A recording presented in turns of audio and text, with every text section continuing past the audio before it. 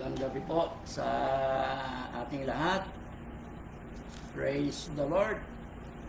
Ngayon, simula po tayo ng eksaktong 8 p.m.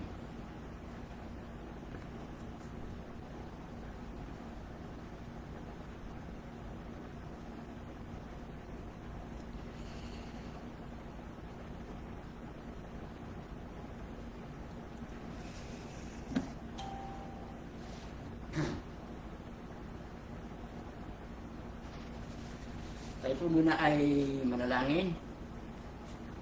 Panginoon, kami po ay nagpupuri, nagpapasalamat Lord sa gabing ito, Panginoon. Maraming salamat sapagkat kami po ay binigyan mo ng pagkakataon muli na makapagbahagi ng salita mo sa pamagitan po ng live streaming. Dakilang Diyos, Banal na Espiritu, Pangunawa mo ay balingkod. Anoint your word, anoint your servant, Panginoon. Lord, ilagay mo sa aking mga labi, mga salita na hindi po yung salita na gusto kong sabihin, kundi yung salita mo na gusto mong ipahayag sa bawat sa po sa aming Panginoon. Open our spiritual eyes, spiritual mind, spiritual understanding, upang lubos po namin maunawaan at maisagawa lahat ng salita mo na pag-aaralan po namin sa gabi ito. Lord, maraming salamat dahil Banal na Espiritu, ikaw ang manguna sa aming kalagitnaan. Inaakin na po namin ang katagumpayan sa pangalan ni Jesus. Amen, amen. Hallelujah. Praise the Lord. Hallelujah. Simula po tayo ng eksaktong alas 8. Purihin ng Panginoon.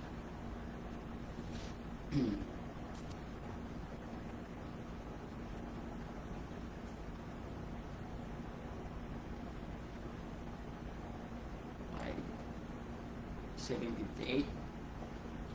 Ay, pwede na po siguro. Atin pong basahin ang salita po ng Diyos. Kung meron po kayong mga Bible ay makapagbukas po kayo sa akin. Galatians chapter 5, begin in verse 22 hanggang 23. Ito po ang sinasabi, babasahin po sa English New International Version.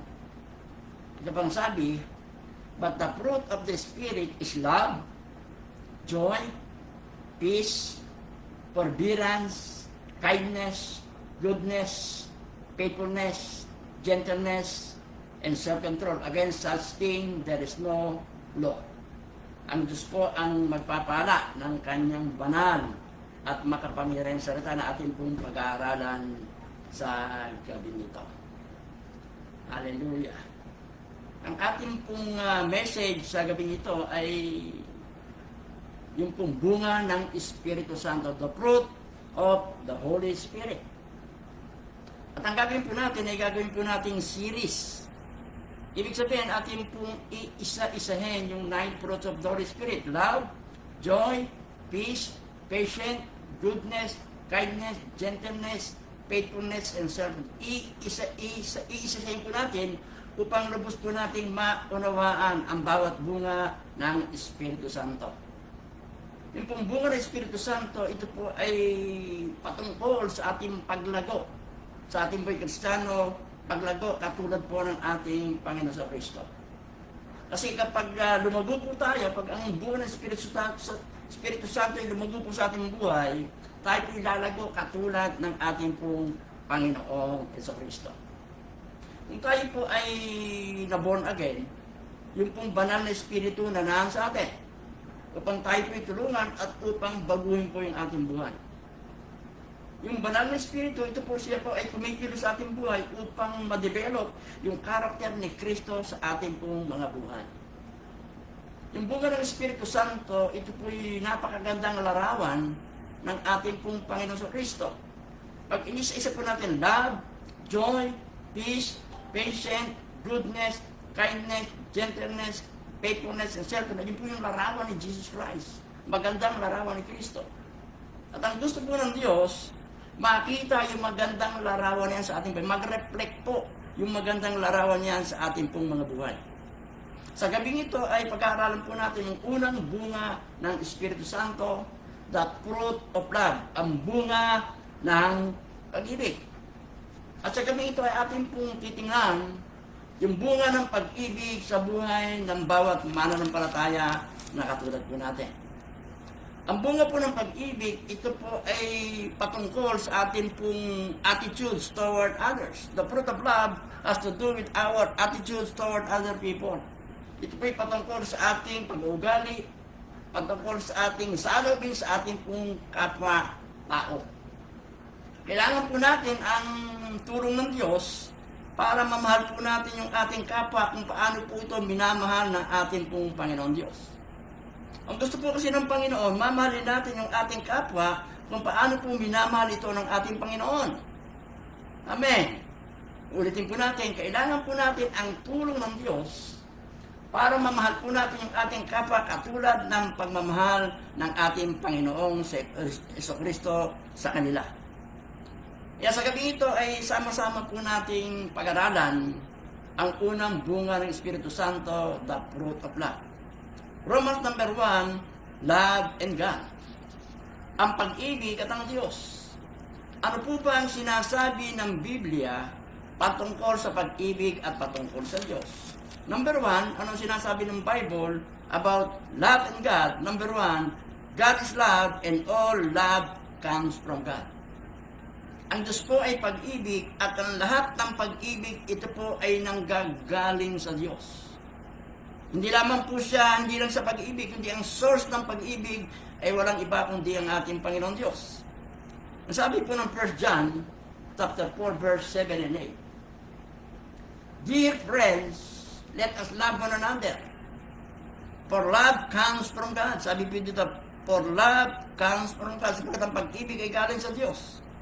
Everyone who loves has been born of God and knows God. Sabi po sa verse 8, whoever does not love does not know God because God is love. Sabi po dyan, ang di mo ibig ay hindi po nakakakilala sa Diyos sapagkat ang Diyos ay pag-ibig.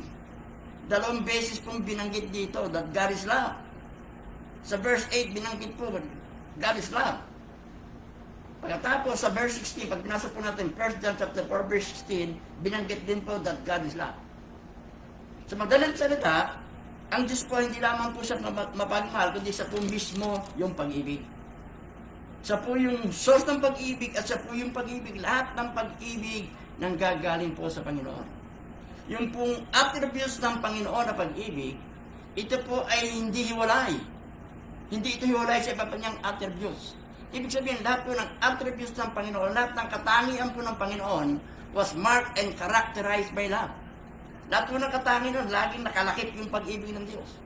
Sabi ng Bible, God is powerful. Ang Diyos po yung makapangyarihan. And the power of God was marked and characterized by love. Makapangyarihan po Diyos, pero yung kapangyarihan po ng Diyos, nakatulog po daw yung pag-ibig ng ating pong Panginoon Diyos. God is holy.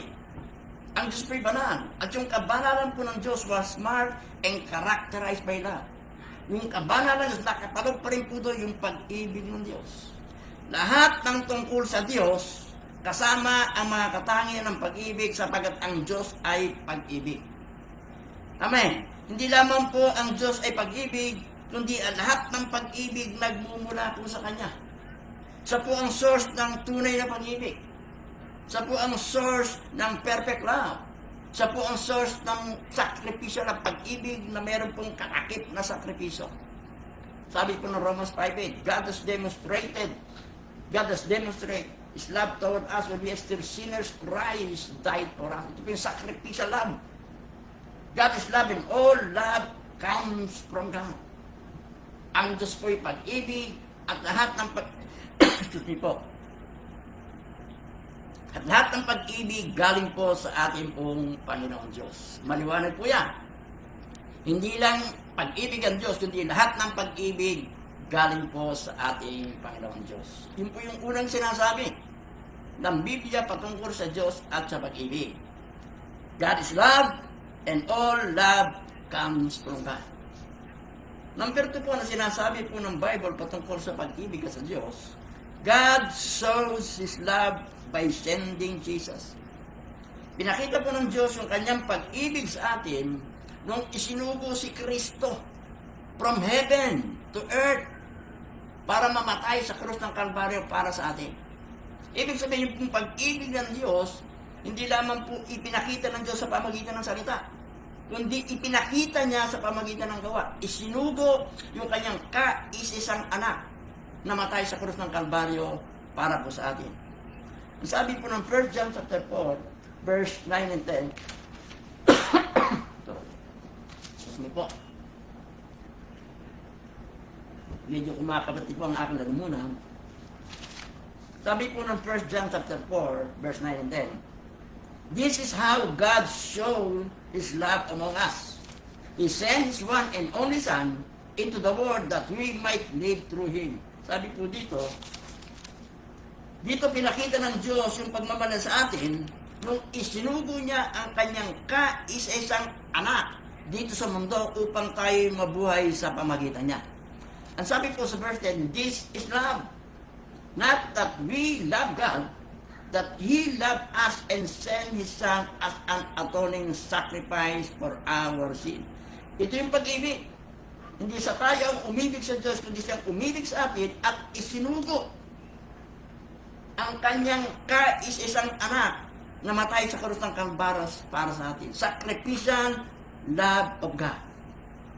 Yung pong pag-ibig, love is not simply a feeling or an emotion. Love is an action determined by a fixed attitude. Hindi po ito emotion lang. Hindi feeling lang, hindi lang yung parang napipil mong gusto mong magmahal. Hindi lang emotion po ito. Ito po yung action. Katulad po ng pinakita ng Diyos. God loved us, tayo po'y mahal ng Diyos at pinakita niyo sa pamagitan ng pagsugo ng ating Pansakristo dito po sa lupa para mamatay sa krus ng Kalbaryo para sa ating mga kasalanan. Yung pong glory ng kalangitan, iniwanan ni Jesus, isinugo po ng Ama para mamatay para sa atin sa krus ng Kalbaryo. So pinakikita po nito, the true love involves sacrifice. Ang tunay na pag-ibig, lagi pong mayroong kalakip na sakripisyo. Same as Judas. Yung pagmamahal sa atin ng Diyos, ipinakita niya sa pamagitan po ng sacrifice. Isinakripisyo yung kanyang kaisa-isang anak. At hindi pong hinihingi ng Diyos sa atin, yung ating pong pag-ibig, dapat meron pong kalakip na sakripisyo. Sa sakripisyo po natin yung ating oras, yung panahon. Sa sakripisyo natin yung ating pong mga giftings at iaalay po natin sa ating Panginoon. Amen. Kung ipinakita po ng Diyos yung pag-ibig niya sa atin, sa pamagitan ng pagsugo kay Kristo sa krus ng Kalbaryo, hindi po ang inaasa ng Diyos. Na atin pong ipakita yung pagmamahal natin higit sa ating pagmamahal po natin sa ating kapwa. Amen. Isa pong paraan para po natin maipakita yung pagmamahal natin, yung ipakita natin yung pagmamahal natin sa ating kapwa, hindi lamang po sa pamagitan ng salita, kundi sa pamagitan po ng ating pong mga gawa. Ipinakita po ng Diyos ang kanyang pag-ibig sa atin nang isinugo si Kristo na matay sa krus ng Kalbaryo. With action may kalakip na gawa. At hindi po natin. At tayo po bilang mananampalataya, ay yun din po yung inaasahan ni Lord sa atin. Na atin pong ipapakita yung pag-ibig natin sa Kanya. Hindi lamang sa pamagitan ng salita. Kasi madali pong magsalita, madali pong magsabi, Lord, I love you 3 times a day. Pero hindi po yun ang hinahanap ng Panginoon. Ang hinahanap ng Lord sa atin, yung pagmamahal na ipapakita po natin sa pamagitan ng ating gawa. Di ba naalala ko yung sinabi ni Paul? Sabi niya, ipakita mo sa akin ang iyong pananampalatayang walang kalakip na gawa at makikita ko ang aking pananampalataya sa pamagitan ng ating gawa. Ganun din po yung pag-ibig. Di ba? Ipakita natin, ang inaasahan po na ipakita natin yung pag-ibig natin sa Diyos sa pamagitan ng gawa. At ipakita rin po natin yung pag-ibig natin sa ating kapwa sa pamagitan ng ating gawa. Katulad sinabi po natin kanina, isa pong paraan para po natin maipakita sa Diyos yung pagmamahal natin sa Kanya. Ipapakita nga natin ay ipakita po natin yung pagmamahal po natin sa ating kapwa. Yung pagmamahal natin sa ating kapwa, katulad ng pagmamahal ng Diyos sa kanila. Sacrificial love. Pag-ibig na walang hinihintay na kapalit. Amen. So yun po yung pangalawang sinasabi ng Bible patungkol sa Diyos at sa pag-ibig. God showed His love by sending Jesus. Number 3, what the Bible tells us about God and love. Number 3, God wants to develop His love in our life. Gusto pong ng ating Panginoon Diyos na ma-develop yung kanyang pag-ibig sa ating pong mga buhay. Ibig sabihin, yung pong pag-ibig ng Diyos, makita mismo sa buhay natin. Hindi lang po lumalabas sa bibig natin yung salitang mahal kita, kundi mismong makita sa buhay natin. Ma-develop sa buhay po natin. Sabi po ng 1 John chapter 4, verse 11 and 12, Dear friends, since God so loved us, you also ought to love one another. No one has ever seen God, but if we love one another, God lives in us, and His love is made complete in us. Amen. Tayo po ay minahal ng Diyos. So, ang inaasahan ng Diyos, tayo po ay magmahalan sa isa't isa. Ang sabi po dyan, Dear friends, since God loves us, dahil po tayo ay minahal ng Diyos, we ought to love one another. Kinakailangan magmahalan po tayo sa isa't isa. Amen. Hindi po kailanman makikita ng tao ang Diyos. Tayo po ba nakita natin ang Diyos? Hindi po. Subalit, pwede pong makita ng tao ang Diyos sa atin kung atin pong papahintulutan ng Diyos na ma-develop yung kanyang pag-ibig sa atin pong mga buhay. Amen. Naintindihan po ba natin? Hindi po makikita ng kapwa natin ang Diyos. Pero pwede lang makita sa ating buhay ang Diyos kung papahintulutan po natin yung banal na Espiritu na ma-develop yung kanyang pag-ibig sa ating pong mga buhay. Ibig sabihin, makikita nila na ang Diyos ay nasa atin. Kasi nakikita nila yung pag-ibig ng Diyos sa ating pong mga buhay. Pag-ibig hindi lamang sa salita, kundi pag-ibig na ipinapakita sa pamagitan po ng gawa. Amen. Yung pag-ibig po ng Diyos pinakita sa atin sa pamagitan po ng kanyang gawa. Love in God. God is love and all love comes from God. Number 2, God showed His love by sending Jesus. Number 3, God wants to develop His love in our life. So yun po yung Romans number 1, love in God. Romans number 2, love come first. Love come first. Nauna ang pag-ibig. Laging una ang pag-ibig. Sa Biblia, sinasabi po ng Biblia kung paano po ang nagpag-ibig ay laging nauna in 3 ways sa 3 kaparaanan. Una, love is the greatest commandment. Ang pag-ibig ang pinakadakilang utos. Number 2, love is the greatest thing of all. Ang pag-ibig ang pinakadakila sa lahat. Pangatlo, love is the first fruit of the Spirit which contains all the others. Ang pag-ibig ang unang bunga ng Espiritu Santo na nagtataglay ng lahat ng iba pang bunga. So, iisa-sahin po natin. Love is the greatest commandment. Ang pag-ibig po ang pinakadakilang utos sa lahat ng utos ng Diyos. Matthew chapter 22, verse 37 and 39. Diba sinasabi? Love the Lord your God with all your heart, and with all your soul, and with all your mind. This is the first and the greatest commandment. And the second is like this. Love your neighbor as yourself. Sabi po ng verse 38, this is the first, this is the first and the greatest commandment. Ito po, ang pag-ibig po, ang pinakadakilang utos. Bakit po ang pag-ibig ang pinakadakilang utos?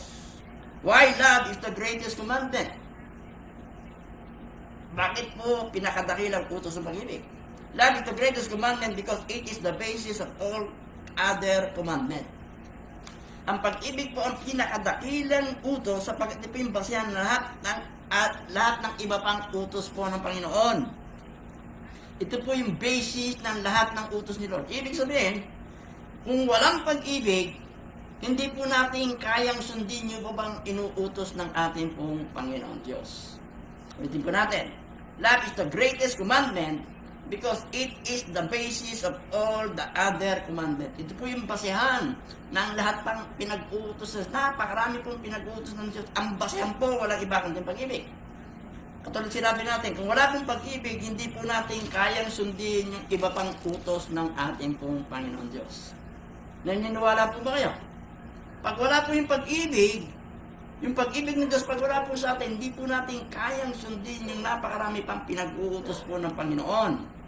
Amen. Masusunod lang natin yung iba pang utos ng Diyos kung yung pag-ibig ng Diyos nasa ating pong puso. Kaya nga, love is the greatest commandment. Yung pong lahat ng utos ng Diyos ay mahalaga. Hindi po ba? Hindi po pwedeng isang tabi na lang natin yung ibang utusan at ang susundin na natin yung utos na tayo pong magmahal. Hindi po gano'n. Kailangan po natin yung ibang utos ng Diyos para ituro sa atin kung paano natin mamahalin ang Diyos at kung paano natin mamahalin ang ating kapwa. Hindi pwede yung utos lang magmahal.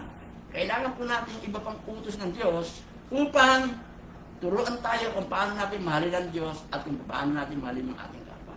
Ulitin natin, love is the greatest commandment because love is the basis of all other commandments. Hindi po natin masusunod ang iba pang utos ng Diyos kung hindi po natin, kung wala po yung pag-ibig. Amen. Lahat po ng utos ng Diyos ay mahalaga and we have to obey it. Sabi nga po ng Matthew 28 verse 20, obey everything I have commanded you. Amen. Pero kung wala po yung pag-ibig, hindi po natin kayang sundin. Gusto natin sundin yan kung wala po yung pag-ibig ng Diyos. Hindi po natin kayang sundin. Napakarami pang pinag-uutos ng Diyos. Kaya napakalaga po. Kaya kung papansinin po natin, doon sa fruit of the Holy Spirit, number 1, nasa unang listahan, the fruit of the Spirit is, hindi po nga are. Di ba siya may fruit of the Spirit? Pero the fruit of the Spirit dapat, the fruit of the Spirit are. Pero ang ginamit ay singular. The fruit of the Spirit is. Sapagkat yung pong sa pag-ibig, lahat po ng kasunod na bunga nakabalod po sa pag-ibig. Amen. Kaya yung pong pag-ibig, ito yung greatest commandment. Sapagkat ito po yung basihan ng lahat ng uri ng mga utos, iba pang utos. Ulitin natin, hindi po natin masusunod. Lahat ng utos dapat natin sundin. But without love, hindi po natin kayang sundin ang mga ipinag-uutos ng Diyos. So love is the greatest commandment. Number 2, love is the greatest thing of all. Ang pag-ibig, ang pinakadakila sa lahat. Sabi po ng 1 Corinthians chapter 13, verse 13. And now, these three remain. Hope, faith, hope, and love. But the greatest of this love. Ang tatlong ito yung mananatili. Ang pananampalataya, ang pag-asa, at ang pag-ibig. Pero ang pinakadakila ay ang pag-ibig. 1 Corinthians chapter 13, verse 1 to 3. Katulad sinabi natin, ang pag-ibig ang pinaka-greatest sa lahat ng bagay. The greatest of all things. Pinakadakila sa lahat ng bagay. 1 Corinthians chapter 13, verse 1. If I speak in tongues of men or of angels, but do not have love, I am only a resounding gong or a clanging cymbal. Sabi po sa Tagalog, kung ako'y nagsasalita ng wika ng tao, wika ng anghel, kung wala akong pag-ibig, para lamang akong patingaw na umalingaw at pompyang na tumataginti.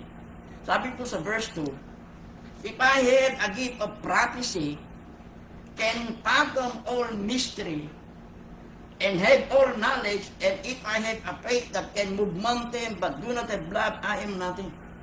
Kung mayroon man akong kaalaman na magbahagi ng salita ng Diyos, merong nakakaunawa ng lahat ng hiwaga, at merong lahat ng kaalaman, at merong malaking pananampalataya na nagpapalipat ng mundo, pero kung wala akong pag-ibig, wala akong kabuluhan. Amen. Gaano mo, sabi po ng Bible, sinabi po dito, gaano mo tayo kagaling mangaral ng salita po ng Diyos. Naunawaan natin yung mga hiwaga ng salita ng Diyos. Amen. Marami tayong nalalaman patungkol sa salita ng Diyos, pero kung walang pag-ibig, ang sabi po ng Bible, wala tayong kabuluhan. Sabi po sa verse 3, if I give all my possession to the poor, and give over my body to hardship that I may boast, but I do not have love, I gain nothing. Sabi po doon, kung ibigay ko man ang lahat ng aking ari-arian sa mahirap, ialay ang aking buhay para sunugin, kung wala akong pag-ibig, wala itong maidudulot na mabuti sa akin. Love is the greatest of all things. Pinakadakila sa lahat ng bagay. Kung wala po yung pag-ibig, lahat ng ginagawa po natin walang kabuluhan. Hindi tayo yung magbigay sa ating kapwa, tumulong kung kanino, pero wala po yung pag-ibig doon, Kasi pwede po tayong tumulong na walang pag-ibig eh. Di ba? Pero tayong gumawa ng isang bagay, pwede tayong maglingkod sa pag na wala namang pag-ibig. Pero ano man ang gagawin po natin na walang pag-ibig, wala tayong kabuluhan. Wala po itong buting maitutulong sa atin. Love is the greatest of all things. Love is greater than faith and hope. Mas dakila po ang pananampalataya, mas dakila po ang pag-ibig sa pagsigit sa pananampalataya sa pag-asa. Ang pananampalataya po ito may kinalaman sa present. Faith has to do with the present. Hope has to do with the future. But love is for all time or all eternity. Yung pong pananampalataya may kinalaman sa hinaharap. Ngayon, sa kasalukuyan. Yung pag-asa may kinalaman sa hinaharap, sa future. Pero ang pag-ibig, love is for all time, para po sa lahat ng panahon, for all eternity. Faith will become sight. Hope will be fulfilled, but the love continues for all eternity. Magpapatuloy ang pag-ibig. Hihinto yung pananampalataya, hihinto yung pag-asa, pero yung pag-ibig mananatili. Love energize our faith and hope. Kaya nga sabi po doon, itong tatlong ito yung matitira. Pananampalataya, pag-asa at pag-ibig. Pero ang pinakadakila ay pag-ibig. Bakit pinakadakila? Kapag naghihina po yung pananampalataya natin, ang mag-e-energize ng pananampalataya natin para ulit tayo mag-init, walang iba kundi yung ating pag-ibig. Kung nanghihina yung pag-asa natin, nawawalan tayo ng pag-asa, yung pananampalataya ang mag-e-energize ng ating pag-asa para mabuhay ang ating pong pag-asa. Meron pong isang kwento patungkol sa isang magulang, sa isang nanay. Meron po siyang isang anak na lalaki. Isang araw ay nabalitaan po niya na yung kanyang anak na lalaki ay po yung nakakulong. At ayon po sa kanyang nabalitaan ay nakapatay po ng tao yung kanyang pong anak. So yung nanay po ay siyempre po siya nalungkot, dumalo po siya dun sa bilangguan.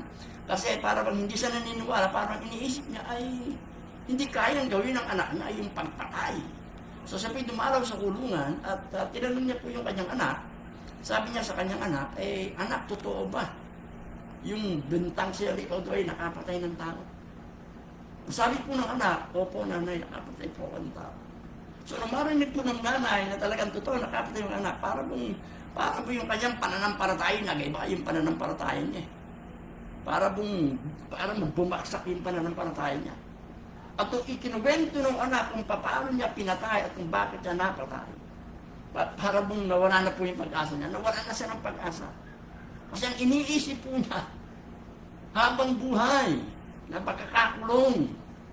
So, yung nayanig yung kanyang pananampalataya, nawalan siya ng pag-asa. Pero yung pag-ibig niya sa kanyang anak, hindi po kailanman nawala. Amen. Nayanig yung pananampalataya dahil sa naranasan ng anak. Nawalan siya ng pag-asa kasi iniisip niya habang buhay. Pero yung pag-ibig niya sa kanyang kaisa siyang anak na natili po yan. Ganun po kakapangyarihan yung pag-ibig. Miski tayo, nararanasan po natin yan sa mga magulang natin. Di ba, miski tayo, mga magulang din tayo. Hindi kailanman nawawala yung pag-ibig. Katulad sinabi natin, yung pananampalataya, maaari sa mga pangyayari na ganap sa atin, sa ating, sa mahal natin sa buhay, maaari mayanig yung pananampalataya natin.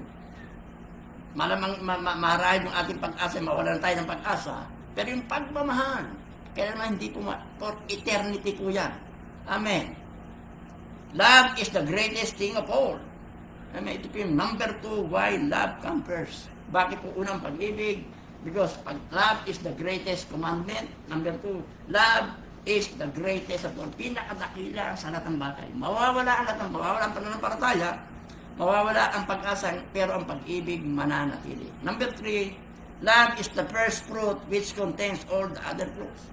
Ang pag-ibig, siya po yung unang bunga ng Espiritu Santo na nagtataglay ng lahat ng iba pang bunga.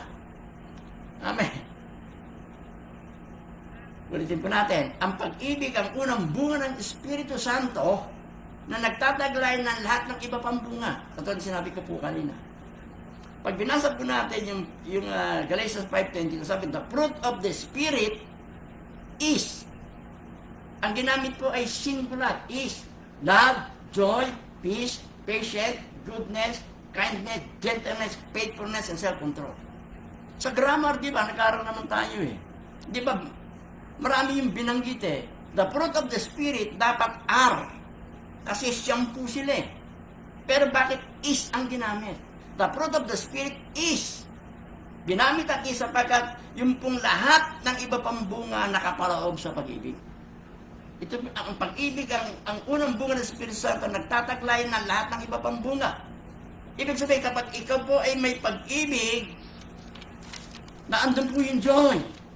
Pag ikaw may pag-ibig, naandun po yung kapayapaan, naandun po yung patience, naandun yung kindness, goodness, faithfulness, gentleness, and self-control.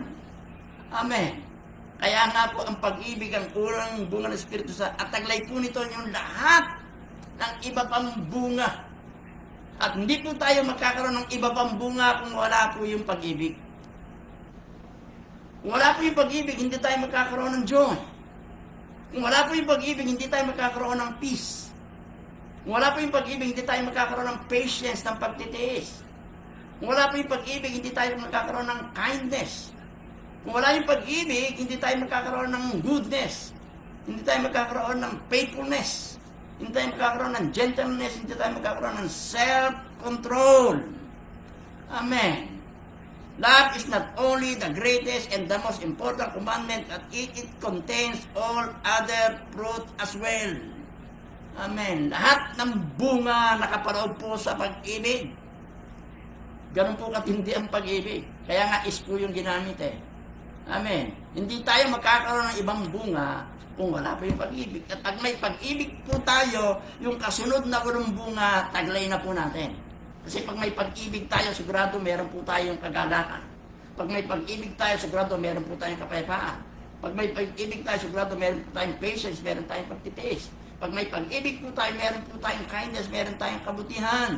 Meron tayong goodness, meron tayong katapatan, meron tayong gentleness, meron tayong pagpipigil sa sarili. Pero pag wala yung pag-ibig, hindi tayo magkakaroon ng iba pang bunga. Amen. At makikita po natin dito sa 1 Corinthians chapter 13 verse 4 to 7, yung description ni Paul sa pag-ibig. Sabi po dito, 1 Corinthians chapter 13, ito po yung description ni Paul sa pag-ibig, agape love. 1 Corinthians chapter 13 verse 4 to 7. Love is patient, love is kind, it does not envy, it does not boast, it is not proud, it is not rude, it is not self-seeking, it is not easily angered, it gives no record of wrong, love does not delight in evil, but rejoices with the truth, it always protects, always trusts, always hope, and always persevere. Amen. Ito po yung description ni Paul sa pag-ibig. At makikita po natin, doon sa description ni Paul sa pag-ibig, nakapaloob po yung bunga ng Espiritu Santo, yung love, yung joy, yung peace, yung patience, kindness, goodness, faithfulness, gentleness, and self-control. Lahat po sila inaandun sapagkat yung pong binanggit na iba pang bunga ng Espiritu Santo, ito po yung bahagi ng unang bunga ng pag-ibig.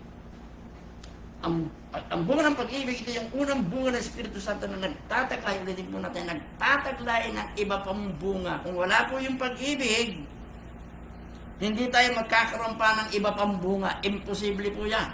Kung wala po yung pag-ibig ng Diyos sa atin, hindi ka magkakaroon ng kaganahan. Hindi ka magkakaroon ng patience, hindi ka magkakaroon ng kindness, ng goodness, faithfulness, gentleness, and self-control. Pero pag yung pag-ibig ng Diyos ay lumabos sa ating buhay, sigurado po yan. Meron tayong joy, meron tayong peace, meron tayong patience, meron tayong kindness, meron tayong goodness, faithfulness, gentleness, and self-control. Love binds all the other fruits of the Spirit together. Yung pong pag-ibig ang nagbubuklod sama-sama ng iba pang bunga ng Espiritu Santo. We cannot have any other fruit without love. Ito sinabi natin. Hindi tayo magkakaroon ng iba pang bunga ng Espiritu Santo kung wala po tayong pag-ibig. Kaya nga po inuna yung pag-ibig. Kasi sapagkat yung sumunod na mga bunga, nakapaloob sa pag-ibig. Pag may pag-ibig tayo, taglay po natin yung 8 pang kasunod na bunga ng Espiritu Santo. Sabi po ni Jonathan Edward, tinawag niya ang pag-ibig, sabi niya, love is the sum of all grace. Ang pag-ibig ang kabuuan ng lahat ng biyaya. Sabi pa po ni Jonathan Edward, all the fruits of the Spirit which we are to lay weight upon as evidential of grace are summed up in Christian love, because this is the sum of all grace. Sabi po sa Tagalog, ang lahat ng mga bunga ng Espiritu na dapat nating bigyan ng timbang bilang katibayan ng biyaya ay nabubuod sa Kristiyanong pag-ibig dahil ito ang kabuuan ng lahat ng biyaya. Nabubuo sa Kristiyanong pag-ibig. Yung lahat ng bunga ng Espiritu Santo nabubuo sa pag-ibig. Sabi ko ni David Barnhouse, describe the fruit of the Spirit as all spring from one fruit of love. Sabi ko sa Tagalog. Inilarawan po ni Donald Barnhouse na ang bawat bunga ng Espiritu bilang lahat ng nagmumula sa isang bunga ng pag-ibig. Sabi po niya, lahat ng bunga ng Espiritu Santo ay nagbumula sa isang bunga ng pag-ibig. Katulad sinabi natin, kung wala itong pag-ibig, hindi tayo magkakaroon ng iba pang bunga ng Espiritu Santo. Pero pag may pag-ibig tayong 8 pang bunga, tataglayin po natin yan. Ganun po kakapangyarihan ng pag-ibig. Love is the key. Sabi po ni Donald Barnhouse, love is the key. Joy is love singing. Ang kagalakan, ito yung pag-ibig na umaawit. Ang sabi po niya, peace is love resting. Ang kapayapaan, ito yung pag-ibig na namamahinga. Sabi niya, patience is love enduring. Ang patient, ang pagtitiis, ito yung pag-ibig na tumatagal. Kindness is love touch. Ang kabutihan, ito yung pag-ibig na humihipo. Goodness is love character. Faithfulness is love habit. And gentleness is love. Is love self-forgetfulness. And self-control is a love holding the driver's seat. Hallelujah. Love comes first because love is the greatest commandment. Because love is the greatest thing of all, and love is the fruit, first fruit which contains all the other fruit. Love is the greatest commandment, pinakadakila sa lahat ng bagay. Ang unang bunga ng Espiritu Santo na nagtataglay ng lahat ng iba pang bunga. Amen. Praise God. So, Romans number 10 po tayo. Growing in love, yung paglago sa pag-ibig. Paano tayo lalago sa pag-ibig? Amen. What does the Bible tell us about growing in love? Paano po tayo lalago sa ating pag-ibig? Number 1, meditate much on God's love for us in Christ. Pagbulay-bulayan po natin yung pong pag-ibig ng Diyos sa atin sa pamagitan ni Kristo. Sapagkat yung pag-ibig po ng Diyos sa atin ay Kanya pong ipinakita sa pamagitan po ng ating Panginoon sa Kristo. Nadama po natin yung pag-ibig ng Diyos sa pamagitan po ng sakripisyong ginawa ng Diyos. Isinugo si Kristo na matay sa krus ng Kalbaryo. Yun po yung pagbulay-bulayan natin. Amen. Lalanin po natin, love has to do with our attitude. Kapag na-realize po natin kung gaano tayo kamahal ng Diyos, ito ay makakatulong sa atin para mabago yung ating attitude toward others at matutulong tayo para mahalin natin yung ating kapwa. Bulay-bulayin po natin. Para tayo luto sa ating pag-ibig, bulay-bulayin po natin. Yung pag-ibig ng Diyos sa atin sa pamagitan po ng sakripisyo ginawa ni Kristo sa krus ng Kalbaryo. At yun po natin, kapag ating pong na-realize, napatunayan kung gaano tayo kamahal ng Diyos, yun po yung makakatulong sa atin para magbago yung ating pag-uugali sa ating kapwa at matutulungan po tayo na mahalin natin yung ating kapwa kung paano po sila minamahal ng ating pong Panginoon Diyos.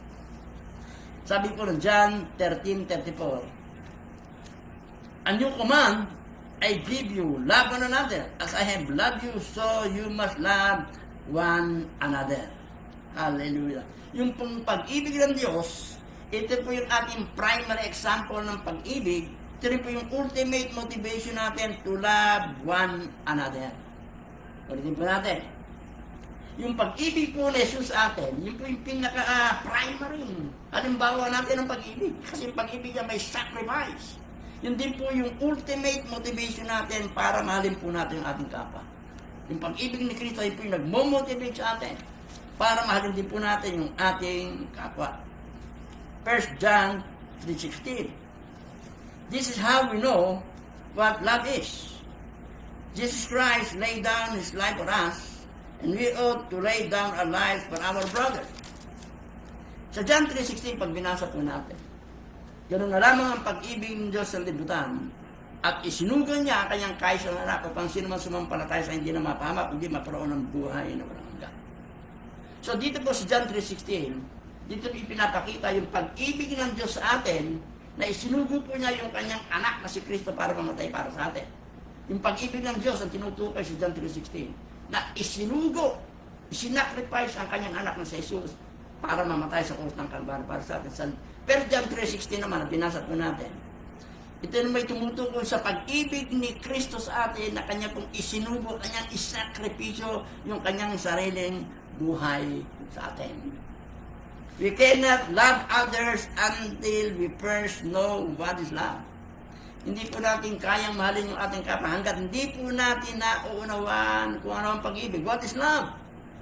Sabi po ng 1 John 3:16.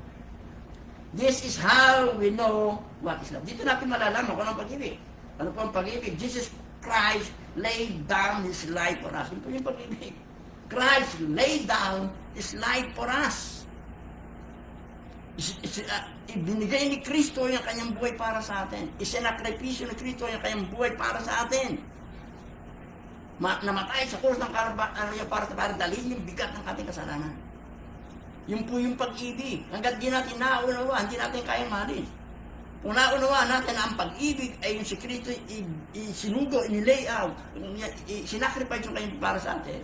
Yun po yung napakalaking tulong sa atin para magkaroon tayo ng kakayahan, mahalin po natin yung ating kapwa.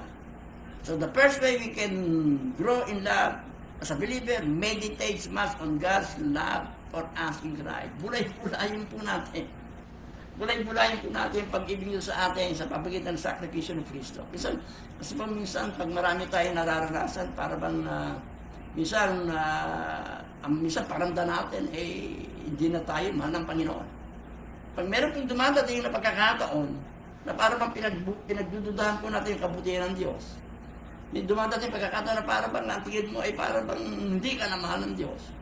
At yung kaaway sinasabi sa atin, kasi pag tayo merong nararanasan, bumubulong po ang kaaway, sinasabi, hindi ka na mahal ng Diyos mo. Kung mahal ka ng Diyos mo, bakit ganyan na nangyayari sa iyo? Kung mahal ka ng Diyos mo, bakit may sakit karamdaman ka? Kung mahal ka ng Diyos mo, bakit ganyan na nangyayari? Bakit hindi maganda ang relasyon mo sa pamilya? Di ba, pag meron po tayong nararanasan, yun po ang binabato ng kaaway, hindi ka mahal ng Diyos. Pag tayo po nakaranas ng ganun pangyayari, ituro po natin yung kaaway sa krus ng Kalbaryo. Turo po natin, di ba kung mahal ng Diyos, si Kristo namatay para sa atin. Katibayan ang pagmahal po ng Diyos sa atin. Para po tayo lumugaw sa ating pag-ibig, bulay-bulayan po natin lagi. Di ba? Minsan kasi nakakalimutan natin yung sacrifice ni Kristo, lagi tayo nakapokus doon sa nararanasan natin. Alisin natin yung focus sa nararanasan natin. At tumutok tayo sa sacrifice ni Kristo. Si Kristo nga, isipin mo, isinacrifice ni Kristo yung buhay para sa atin. Ano ba hindi pwedeng ibigay sa atin ng Panginoon? Ano ba ang pwedeng hindi magawa sa atin ng Panginoon? Yung buhay nga na isakripisyo eh. Ano pa hindi niya kayang isakripisyo para sa atin? Para tayo lumago sa pag-ibig ng Diyos. Lagi po natin bulay-bulayin yung pag-ibig niya sa atin sa pamagitan ng sakripisyo ni Kristo sa krus ng Kalbaryo. Pangalawa, paano po tayo lalago sa pag-ibig? Choose to forgive others when they wrong us. Piliin po natin magpatawad sa ating kapwa kapag sila po ay nakagawa ng mali para sa atin. Ang pagpapatawad is a choice. Ikaw po ang pipili niyan. Wala pong pwedeng pumilit sa iyo. Hindi pwedeng pilitin ka ng kapwa. Patawarin mo na yan. Walang pwedeng pumilit. It is our own will. I-exercise po natin ating sariling kalooban. Amen. Tayo po yung pipili. Magpapatawad ba tayo o hindi? Sabi po ng Ephesians 4:32, be kind and compassionate one another, forgiving each other, just as in Christ God forgave you. Magpatawad sa isa't isa kung paano tayo pinatawad ng Panginoon. Yun lamang po, simple yung argumento eh. Tayo nga pinatawad ng Diyos eh. Tayo pa kaya, hindi tayo makapagpatawad sa ating kapwa. At yung sinabi pong magpatawad sa ating kapwa, wala pong sinabi ang Panginoon kung pag mabigat yung ginawa mong patawarin. Kundi alam mo, bigat nang ginagawa sa atin ang sinabi ng Panginoon, forgiving each other. At wala pong sinabing bilang. Di ba tatanda natin, sabi ni Pedro sa Panginoon, ilang beses ko bang papatawarin ang aking kapwa na paulit-ulit kasala sa akin? 7 beses po ba? Sabi na, hindi ko itong best, ito 7 times 7. 77 times 7. Ibig sabihin, walang bilangan. Yun po yung unlimited, unli pagpapatawad. Amen. Kasi po ang pagpapatawad, yan po ay choice natin eh. Hindi ka pwedeng pilitin ang kapwa mo. Hindi po tayo lalagaw sa ating pag-ibig sa Diyos. Yung pag-ibig, hindi lalagaw sa buhay natin. Yung bunga ng pag-ibig, hindi lalagaw sa atin. Kung hindi po tayo magpapatawad sa ating kapwa.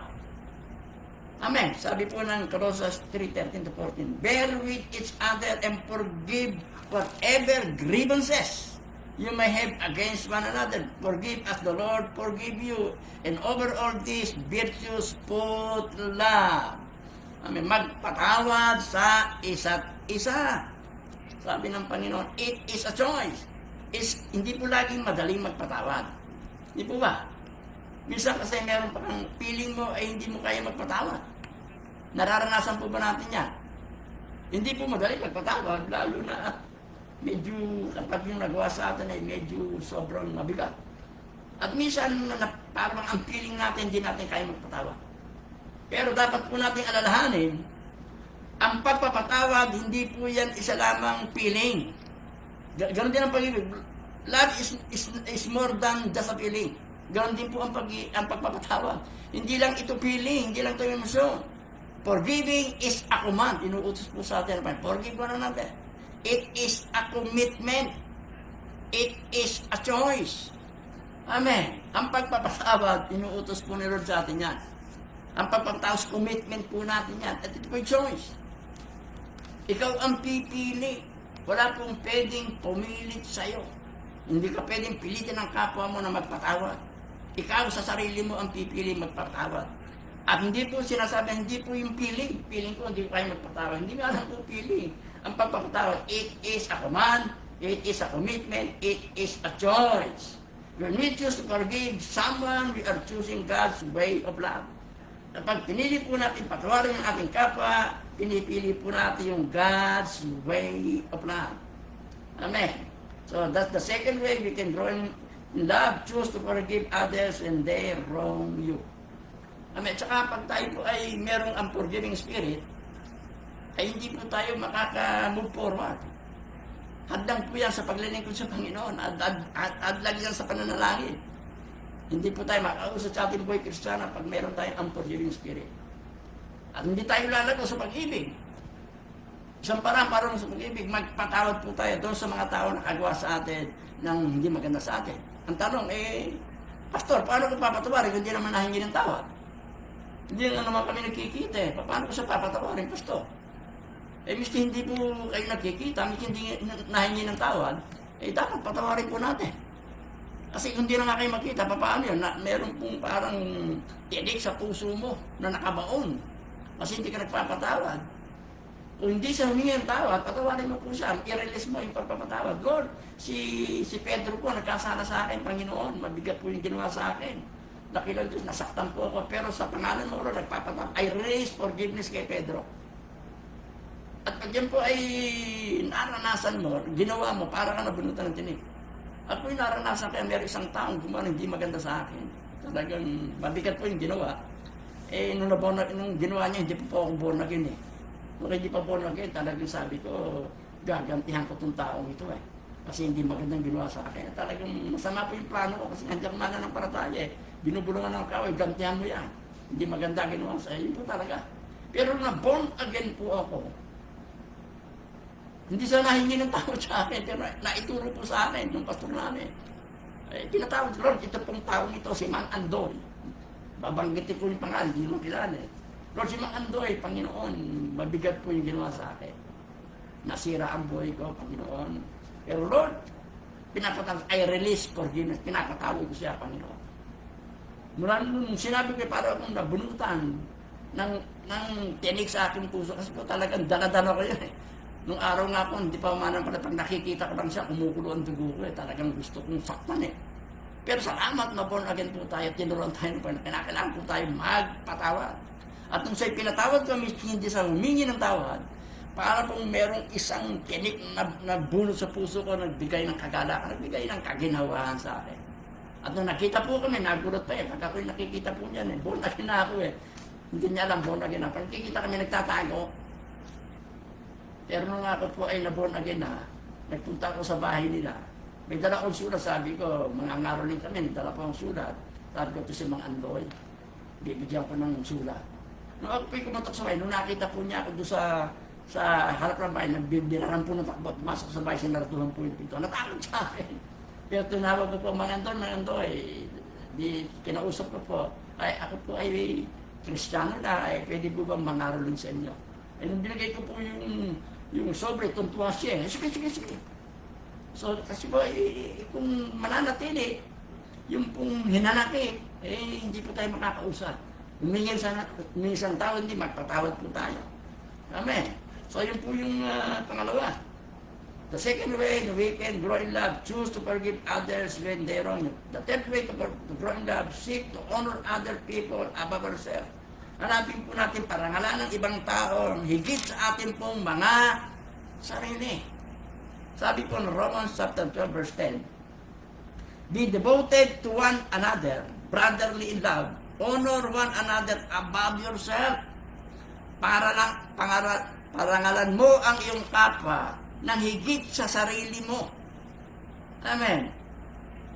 Nang higit sa sarili mo. Sabi po ng Philippians chapter 3 verse 4. Philippians 2, 3 and 4. Do nothing out of selfish ambition or vain conceit, but in humility consider others better than yourself. Tingnan mo ang kapwa mo na mas mahusay, mas magaling sa'yo. Sabi verse 4, each of you should look not only for your own interest, but also to the interest of others. Ang ating pong natural tendency ay parangalan yung sarili natin na higit sa ating kapwa. Ang tendency po natin ay tingnan yung ating sariling interest kaysa sa interest ng ating kapwa. Parang tingnan, wala tayong pakalam sa ating kapwa.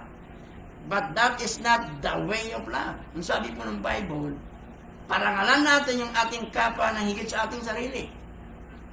Tingnan natin yung ating kapwa na mas magaling sa ating sarili.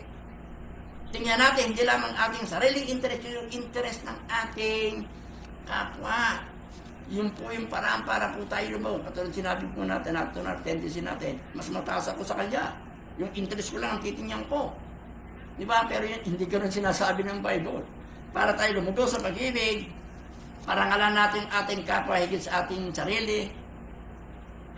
Tingnan lang natin, hindi lang po yung interest natin ating tira, kundi yung interest ng ating kapwa. Isipin natin ang ating kapwa, mas mahusay, mas magaling kaysa sa atin. So the third way to grow in love is to seek to honor others above ourselves. Ang panghuli po, how to grow in love. Ask God to develop the fruit of His love in our life. Hilingin po natin sa Panginoon na ma-develop yung bunga ng Espiritu Santo sa ating pong mga buhay. Sabi po sa Luke chapter 11 verse 9, so I say to you, ask, it will be given to you. Seek and you shall find, knock and it will be open to you. Sabi dito, humingi ka at ikaw ay bibigyan.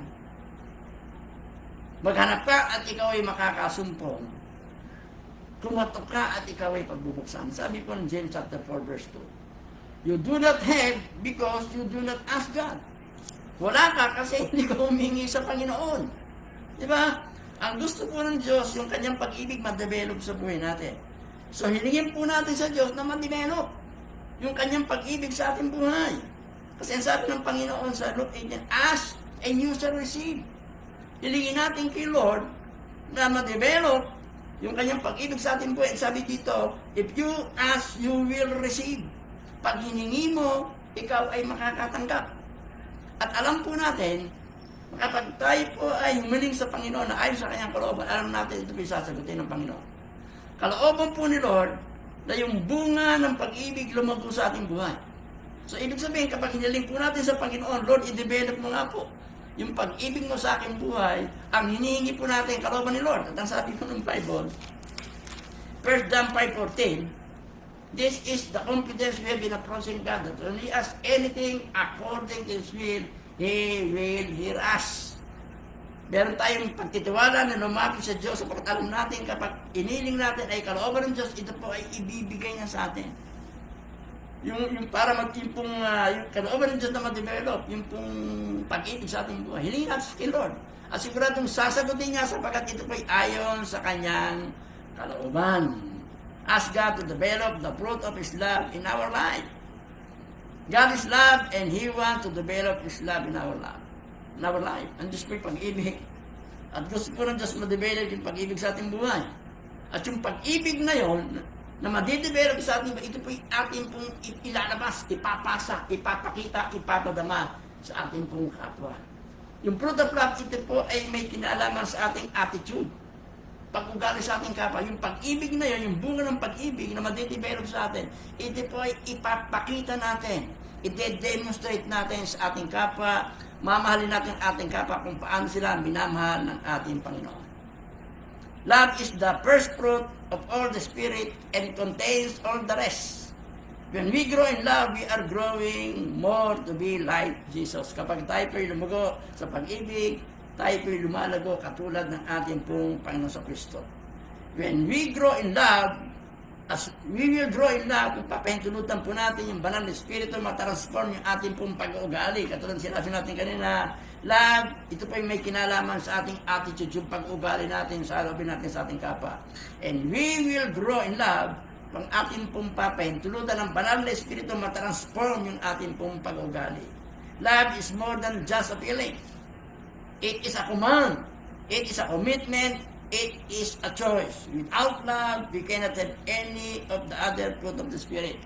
Kung wala pong pag-ibig, kailanman hindi po tayo magkakaroon ng iba pang bunga. Walang pag-ibig, wala po tayong joy, wala tayong peace, wala tayong patience, wala tayong kindness, goodness, faithfulness, gentleness, and self-control. Love is the greatest commandment. Pinakadakilang utos because love is the basis of all other commandments of God. Ang pag-ibig ang basehan ng lahat ng utos ng Diyos. Kung walang pag-ibig, hindi po natin kayang sundin ang iba pang utos ng Panginoon. Pag ang pag-ibig ng Diyos ay develop sa atin, lahat ng utos ng Diyos kayang-kaya po natin sundin. Love is the greatest thing of all. Ang pag-ibig ang pinakadakila sa lahat ng bagay. Kung wala po yung pag-ibig, yung lahat ng ating gagawin ay wala pong kabuluhan. Sabi nga ng Bible, magsalita man ako ng wika ng tao, wika ng hell, kung wala akong pag-ibig, para lamang akong patingaw na umaling ang pompyang na tumataginti.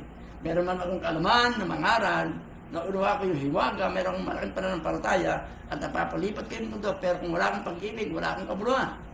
Ang sabi pa, pag meron, ibigay ko man lahat ng ari-arian ko sa may hirap. Iaalay akin may para sunod, pero kung wala akong pag-ibig, wala itong maibubunga para sa akin.